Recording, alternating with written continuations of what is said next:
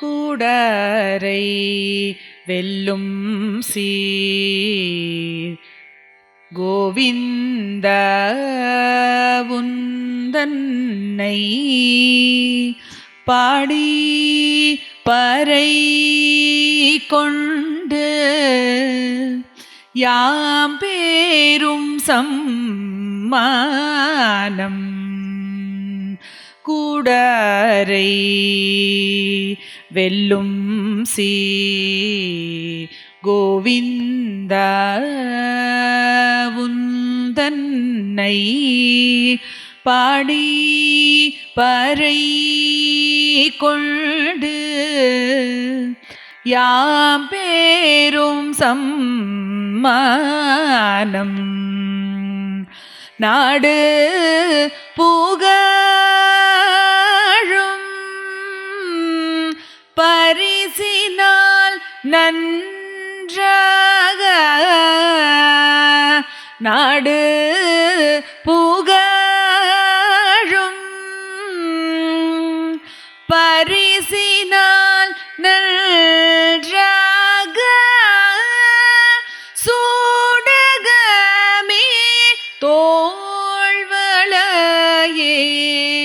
தோடே சேவி பூவே பாடகமே என்றனைய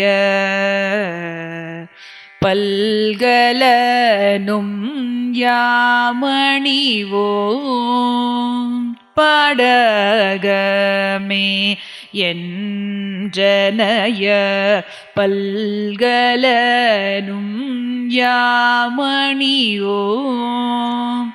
ஆடை உடுப்போம் அதன் பின்னே பார் சோறு மூட நெய் பெய்து முழங்கை வழி வார கூடியிருந்து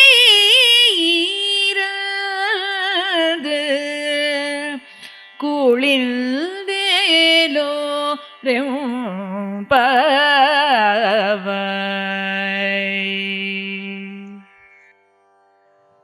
ధనుర్మాసంలో నేడు 27వ రోజు. అమ్మాళ్ రంగనాథుని భర్తగా పొందడానికి వ్రతమాచరిస్తూ పాసురాలను రచించింది. ఈ పాసురాల్లో 20వ పాసురం నుంచి 27వ పాసురం వరకు గోదాదేవి శ్రీకృష్ణ భగవానుణ్ణి వర్ణిస్తుంది.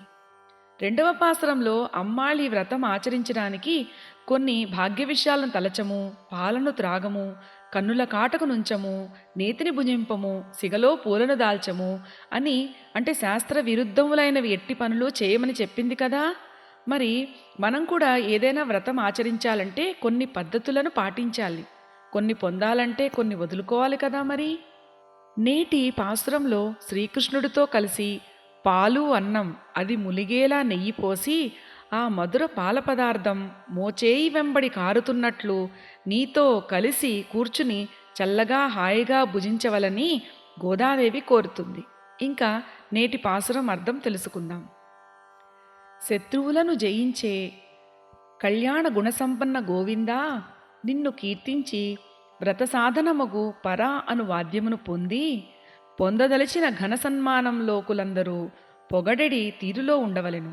చేతులకు గాజులు మొదలగు ఆభరణములు, బహువులకు దండకడియములు, చెవి భాగమున దాల్చేడి దుద్దులు, పై భాగమున పెట్టుకునడి కర్ణపువ్వులు, కాలియందియలు, గజ్జెలు మొదలగు అనేక ఆభరణాలు మేము ధరించవలెను.